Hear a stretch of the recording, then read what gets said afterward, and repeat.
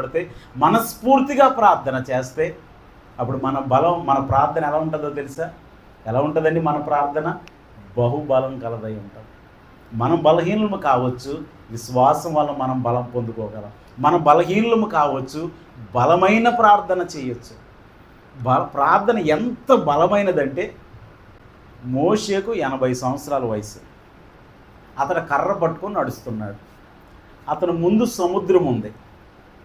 ఎంత బలం ఉంటే సముద్రాన్ని మనం చీల్చగలమా? ఎంతటి మనిషి అయినా సముద్రాన్ని కనీసం పిల్ల కాలువని చీల్చగలడా కదా? పంట కాలువ అంటారు, పిల్ల కాలువ అంటారు కదా, ఊరిలో మనకు కనిపిస్తాయి పొలాల పక్కన. దాన్ని చీల్చగలడా? దాన్ని ఆపగలడా?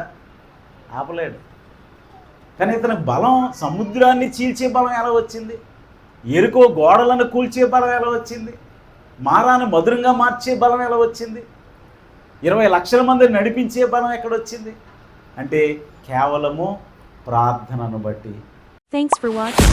Don't forget to subscribe for more inspiring videos.